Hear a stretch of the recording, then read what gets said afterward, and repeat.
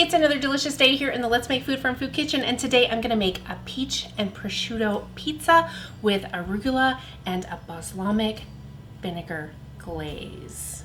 So the first thing I wanna do the day before, the night before is fine, I wanna make my dough because this is gonna be a no-knead pizza dough. So instead of kneading for, we're not gonna do that. We're gonna make it easy on ourselves and make the dough a yeast dough. I swear I'm gonna do the sourdough pizza dough. It's a 5-day ferment for a sourdough pizza dough, and I just keep forgetting to schedule it with the advanced time. So we will do it, I promise. We'll do it soon. We will. Depends on your definition of soon. Okay, 3/4 cup warm water, about 100, 110. Shouldn't be any warmer than that. Yeast, about a 1/4 teaspoon. Salt, about a teaspoon. I have 1/2 cup of whole wheat flour, and if you don't want to use whole wheat flour, you can make it all, the whole two, so it's 2 cups flour that you need. You can make the entire 2 cups unbleached white flour if you would like, if that is your preference. I like to have a little bit of that hardiness to it, so I'm going to add that bit of flour, and pretty soon here I'm going to have to switch to my spoon or it's going to start sticking in my whisk. Okay. So then I've got a 1/2 cup of unbleached flour, and I've got my whole cup. So that's 2 cups total flour. I'm gonna go ahead and stir this together. You might end up working with your hands with it at some point, but we need to create our dough.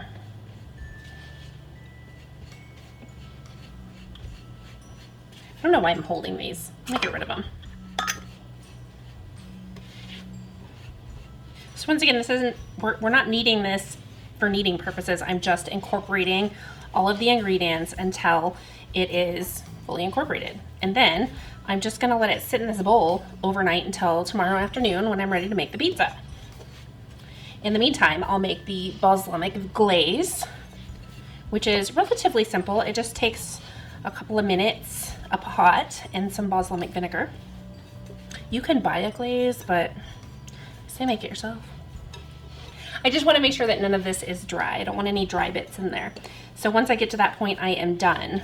And I think we're just about there. So I'm just going to take a little bit of my avocado oil and spray it, and I don't want a lot. I just want it to not stick when I take it out. The next thing I'm going to do is cover this with plastic wrap, and then I will be ready to use it tomorrow. So what I wanted to do is just quickly go over, this is a little pizza stone. I want to make some little personal pizzas. So I'm going to do 2 of them, and they need to each fit on this stone. I've got one in the oven that's heating. I'm going to use this as a template, and then I'll get this one heating in the oven as we put toppings on the pizza. I have some other tools I'm going to bring over. They came from our personal kitchen, and they're my husband's, so I might take care of them. You've seen a few of these before. This is pizza cutter. Pretty self-explanatory there. This is a docker, so you can put holes in the crust so that before you bake it, if you do that, it doesn't put the big, huge bubbles in there. And then this can help you roll out your dough, or you can use a big rolling pin depending on what you're doing. This is another method, another pan, I guess, not method, another pan that you could use to bake your pizza. If you don't have the pizza stone, this has the holes and it helps get that crust crispy instead of the solid pan. Okay?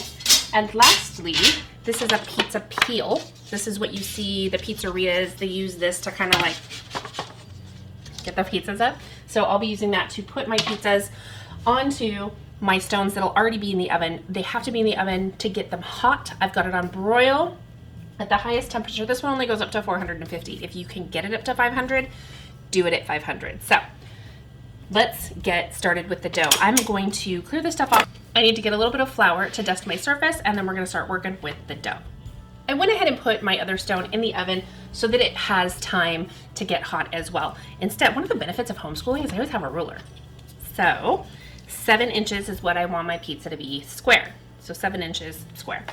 I'll probably get 4 out of this dough, but I only need 2, so I'm going to freeze them. And I'm just turning this over so I don't have those ridges.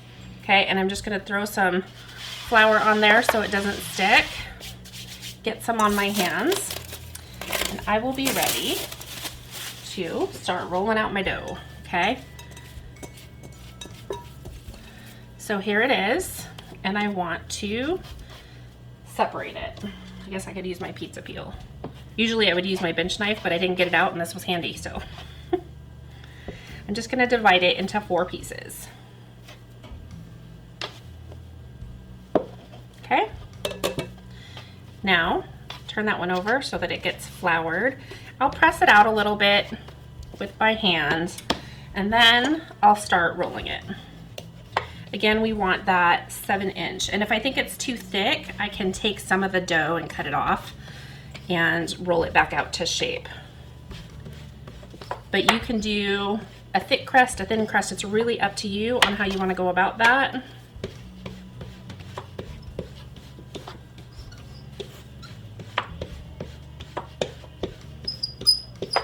Starting to get that square shape. Of course, I picked it up and then messed it up, I mean. Okay, let's do a quick measure. There it is. And see where we're at. Oh, that's basically perfection. I need to come this way just a little. So what I want to do is I'm going to flour my pizza peel just a little bit.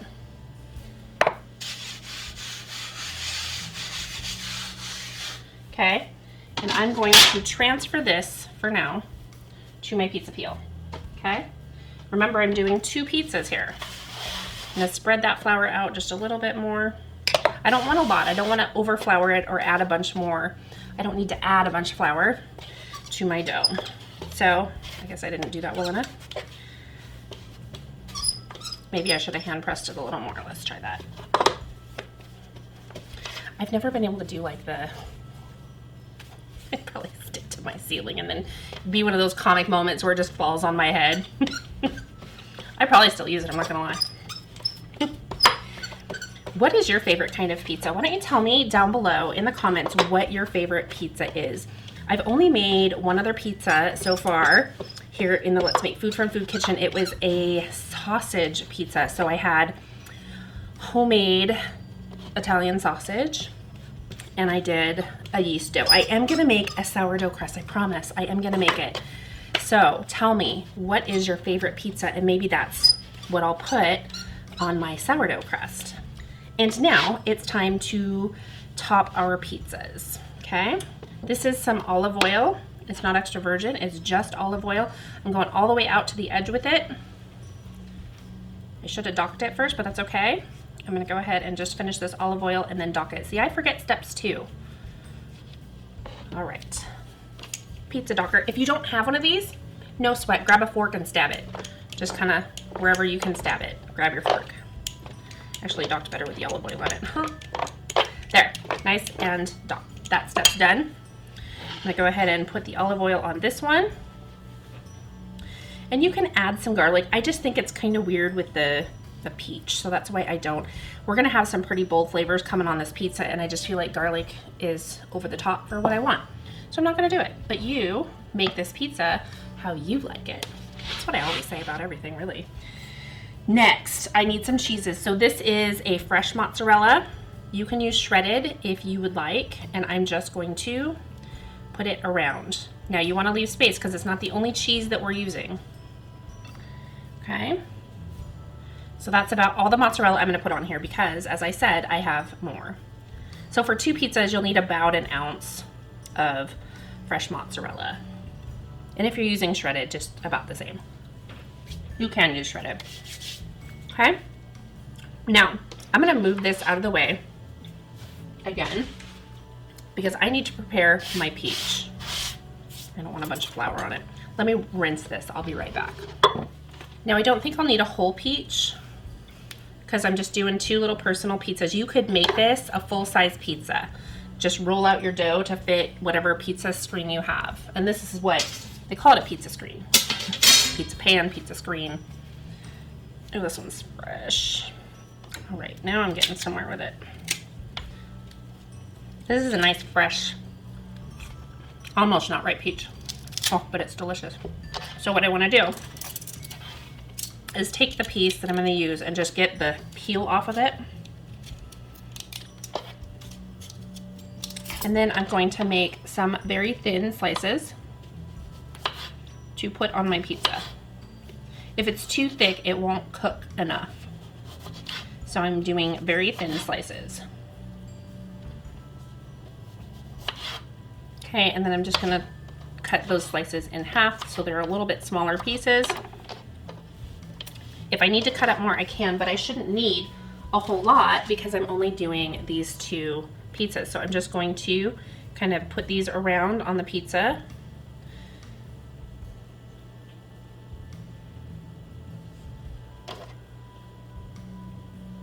Okay, so that's perfect. So that was about 1/4 of a peach, not a lot, okay?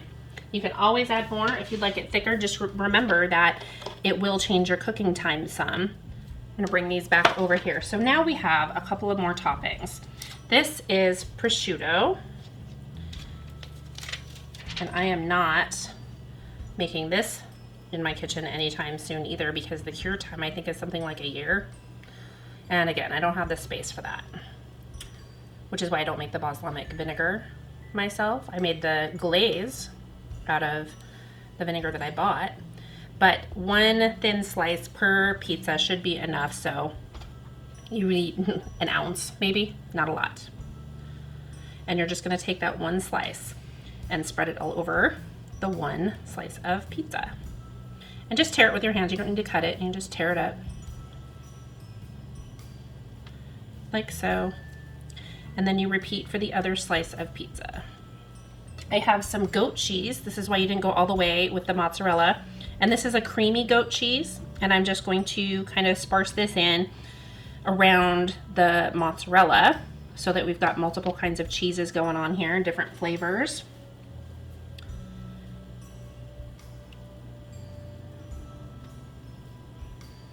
And so I have about 1 ounce of this cheese that I'm gonna spread between the 2 pizzas. And this doesn't need to be an exact measurement. You can adjust that based on your personal taste. So if you want less or more of one or the other, go for it. All right, that is that. I'm gonna go rinse my hands. This is my homegrown oregano that I just dried. I'll put a link down below if you want to learn how to dry that yourself. And I'm just going to sprinkle a little on, not a lot, it's just for a little bit of flavor, because after we're done baking it, I'm going to put the arugula on. Arugula? I don't even know if I'm saying it right. I don't know why I'm talking like this. Okay. There we go. So just like that, should be good. I didn't even measure it, just sprinkle a little on if you want it. That feels pretty hot, so what I'm gonna do is move this over here. I'm gonna give it a few more minutes. I want those pizza stones to be rocket hot. When I put that pizza on there, I want it to be rocket hot. So I am going to do a little cleanup here and I will pop back on when it's time to put those on. Okay, I'm gonna go ahead and put the pizzas in the oven. I was gonna show it to you, but I don't know how you're gonna see it very easily. So I'm gonna do my best and just see if I can stand to the side without burning myself, but still letting you see. So I open this up, I'm gonna pull this out to where I can get to it. I'm gonna take my pizzas and carefully slide them onto, I might need a spatula. Okay, there's 2 more things we need to prep while the pizza's going. This is my arugula. This is baby arugula. If you're not familiar with it, it's kind of in the family of like greens, like mustard greens and things like that. It's a little bit unique in the way that it actually has a little bit of spice, a little bite to it, which is why I prefer the baby arugula over the grown-up adult responsible arugula. Because it's not going to have as much of a bite. So what I want to do is just take a little bit of my olive oil and kind of mix it around. I don't want to overly coat this. I just want a little bit on there, and we're not going to put it on until we've taken it out and plated it up. I'm then going to sprinkle a little bit of salt, just a little bit. Why am I over enunciating? A little bit. That's where I'm at today. All right, so that's it. That's done. That's ready. And the last thing I need to do is shave up some Parmesan. So there's a couple ways you can go about shaving your Parmesan. You can use a grater that has the opening that looks just like this, or you could use a peeler. So I'm just going to do enough to put some nice little pieces on top. It's not meant to be the main cheese of this dish. So that's probably enough for what I'm doing, just like that. I'll probably break it up as I spread it on so it's not such big pieces, but there it is. So I can now put my Parmesan away and clean up and get plates and be ready to take my pizza out of the oven. It's going to vary how long it's going to take based on how thick your crust is, how many toppings you put on. Start check-in 10 to 12 minutes, especially if you've gone smaller and thinner like I have. Keep an eye on it. Use a spatula, start checking the bottom to make sure it's not burning, and just keep an eye on it. I think the pizzas are done. I'm going to check them right now. Let's take a look. Can y'all see those? There's a little bit of brown bubbly happening on my goat cheese. It looks fabulous. Let's try. Look at that. Okay. Next, I need to finish off my toppings. So first is going to be my arugula, and I'm just going to sprinkle it on like so. Okay. And same with this one.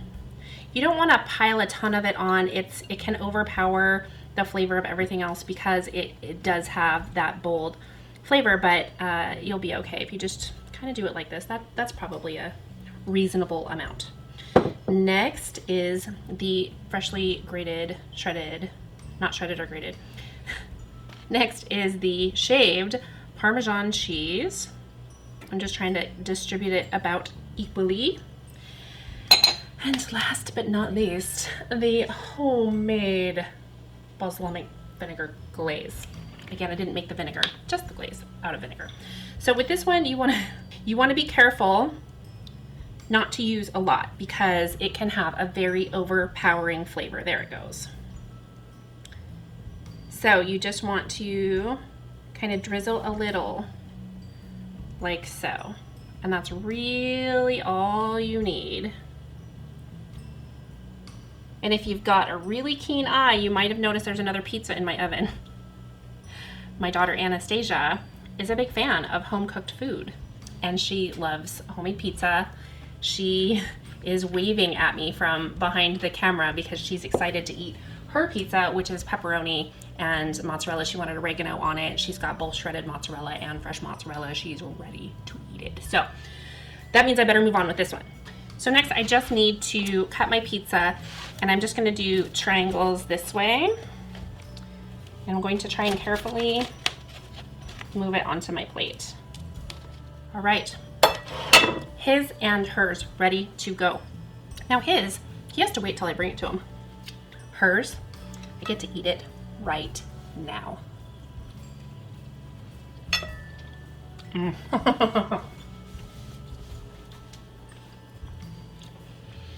That is so flavorful. And I am really glad that I did the half a cup of whole wheat flour in there instead of just doing white flour. It just adds another layer of flavor and honestly a little texture because the whole wheat flour is a little heartier than a white flour is. Eat your heart out, pepperoni pizza. That's what she's having. Beautiful, love it. If you haven't already, would you please consider subscribing to my channel? It really helps me out. Click that like button, wait about 5 minutes, also helps me out. I really appreciate it. I love sharing these recipes with you, and my goal is eventually to do this full time. So that means more videos, more recipes, can't wait, and I love sharing with you. So on that note, thanks for joining me here today on another delicious kitchen adventure. From my kitchen to yours, let's make food from food. That's one board.